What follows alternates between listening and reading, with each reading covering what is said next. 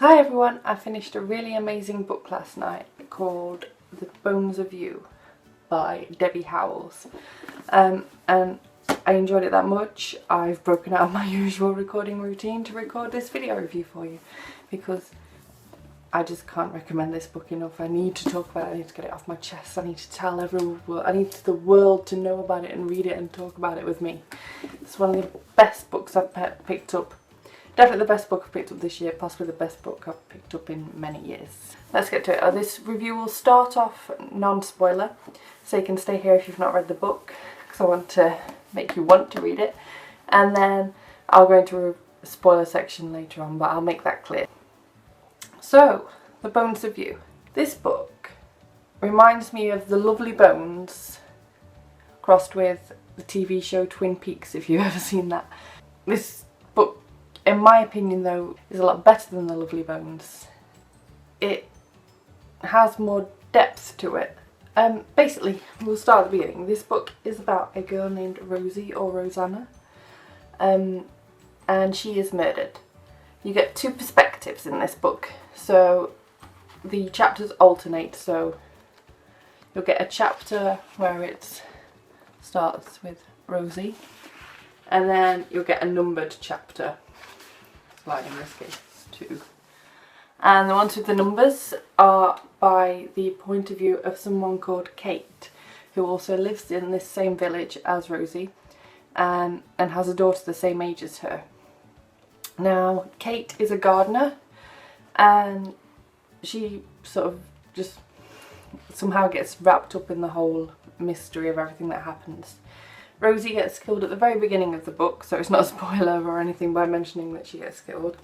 And it's sort of a whodunit, but there's a lot more to it than that. It's not just about who killed Rosie, although that is a big thing. It's also about how relationships become affected by tragedy, how everyone's actions interlink. It's a really special book. I got really engrossed in this book from the very beginning. I felt invested. I was trying to cut out sleep to read it. I was picking it up anywhere and everywhere I could. The chapters are ridiculously short. Like sometimes a chapter will just be a page long. It's very common for chapters to be 2 pages long. So I was flying through it any chance I could. I was just like, must read a page, must read a page. I'm not sure I can say much more without spoiling you. I highly recommend you pick this up. I gave it 5 stars. It made me cry. I shouted at it. I physically shouted at this book. I can't recommend it highly enough. I would quickly mention there is some trigger warnings though. I don't really want to go too into these because I feel like they may spoil you a little, but just be warned that there's triggers for obviously murder,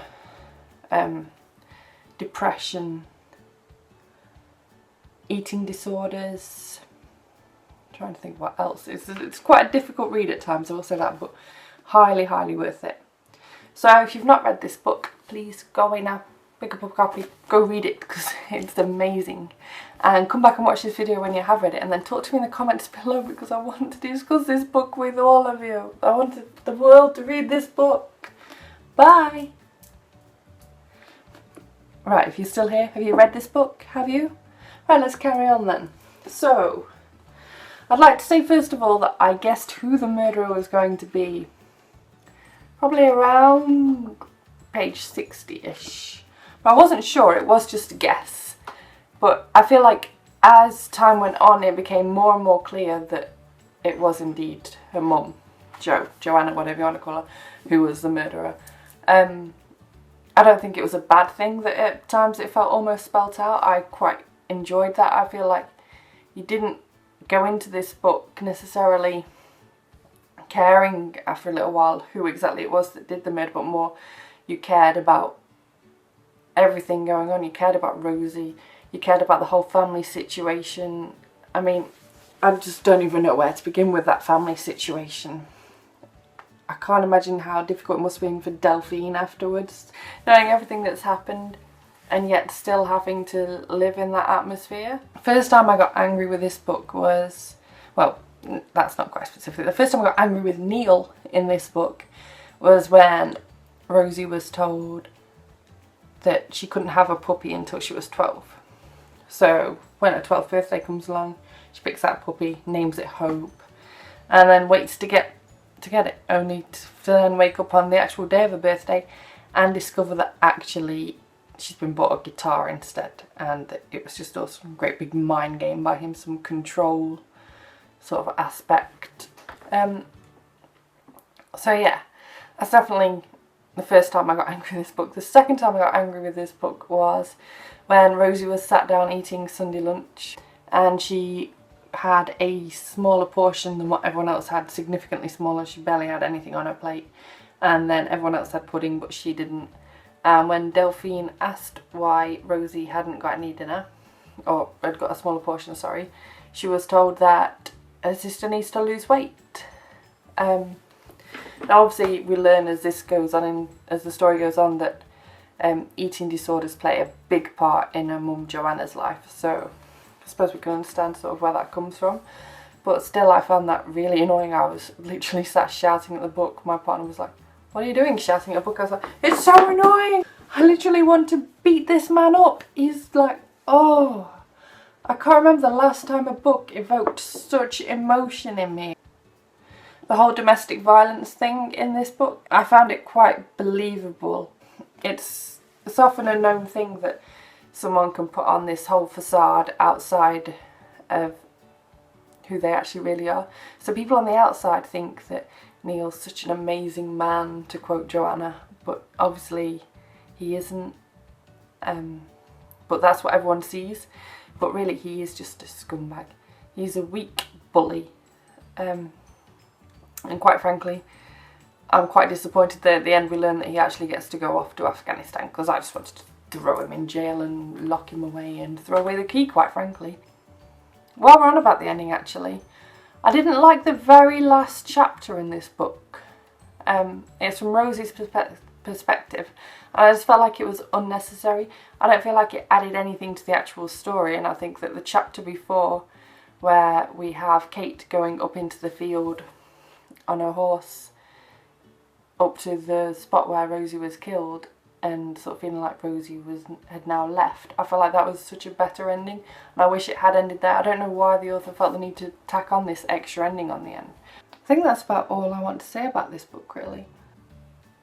I will say that this, I believe, is the debut novel by this author, and I thought it was fantastic as a debut novel. I thought her writing was fabulous, and I can't wait to pick up more by this author. I thought it was fantastic. So thank you so much for watching, guys. I'll have more videos up towards the end of this week, the middle and end of this week. I've got, what am I doing? I need to do my, can't think of the name of the readathon. I need to do my some sort of readathon TBR. I also need to do a tag video. So you'll be seeing plenty more of me this week. Thank you so much for watching. If you like this video, please give it a thumbs up. Drop me a comment down below if you've read this book. Like I said, I really want to discuss it with people. Drop me a comment down below if I've made you want to read this book. But if I haven't, that is you. You shouldn't be watching this bit, because you should have left a while ago, because I've now just spoiled half the book for you. Please subscribe if you haven't done already. And yeah, I'll see you later. Bye bye. Ooh, a bat. Got really distracted then by a bat flying past the window. Wow, that's so pretty. I need to stop staring at the bats. I just saw I've got really itchy nose. I think my hay fever's still playing up a bit.